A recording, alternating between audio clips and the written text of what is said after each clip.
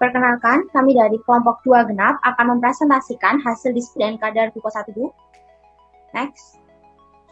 Terdapat 5 anggota dalam kelompok ini, yaitu Ikrimat Dwi Anjani, Lautu Montas. Oke, yang pertama kita akan membahas tentang homeostatis. Apa sih homeostatis internal tubuh yang relatif dipertahankan secara konstan terhadap berbagai rangsang?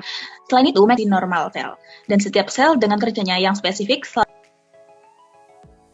Baik, selanjutnya adalah mekanisme homeostasis suhu tubuh. Next. Yang pertama adalah suhu tubuh manusia yang dapat diketahui melalui pengukuran termometer. Suhu tubuh dibagi menjadi dua, yaitu suhu jaringan tubuh bagian dalam seperti rongga pelvis dan rongga abdomen. Sedangkan suhu permukaan, suhu tubuh normal manusia adalah kisaran 36,2 hingga 37,1 derajat.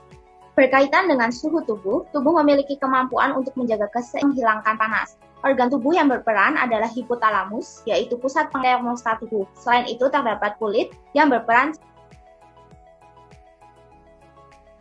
Contohnya yaitu yang pertama, ketika suhu tubuh meningkat atau berada, talamus akan mengaktifkan suatu proses mekanisme pendinginan dengan dua cara, yaitu yang pertama, mengirimkan hingga pembuluh darah yang membesar ini akan menyebabkan panas yang dibawa ke permukaan tubuh itu lebih banyak. Hal ini memungkinkan untuk panas yang berada di permukaan kulit akan keluar ke lingkungan, sehingga suhu kedua yaitu dengan mengatur kelenjar keringat untuk melakukan sekresi keringat.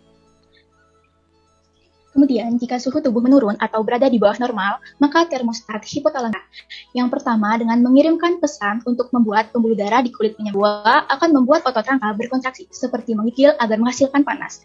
Kemudian pada akarnya.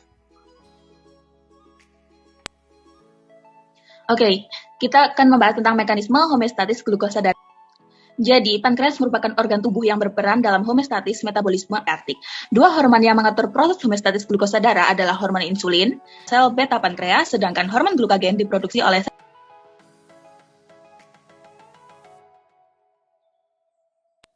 Baik, selanjutnya adalah hormon insulin. Hormon insulin ini sendiri berperan untuk menurunkan kadar glukosa darah meningkat akibat gula dan karbohidrat, mengakibatkan glukosa darah melebihi. Akibat hal itu, insulin akan dilepaskan oleh sel-sel beta pankreas ke dalam tubuh untuk mengikat glukosa dan menyimpannya sebagai glikogen. Kemudian kadar glukosa darah akan Selain hormon insulin, terdapat hormon glukagon, yaitu hormon yang berperan untuk meningkatkan kadar adalah. Yang pertama, saat tubuh tidak menerima asupan makanan atau sebagian besar tubuh dan mengakibatkan glukosa dalam darah menurun hingga kurang didaratkan oleh sel-sel alfa pankreas di dalam darah.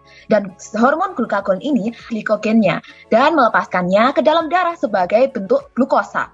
Dan glukosa, kadar glukosa yang tadi sudah menurun karena kekurangan asupan. Dan kadar glukosa dalam darah akan. Baik, selanjutnya jika mekanisme homeostasis glukosa menyimpang, terdapat yaitu gangguan endokrin yang disebabkan oleh defisiensi insulin atau hilangnya respon terhadap insulin. Sekian, terima kasih.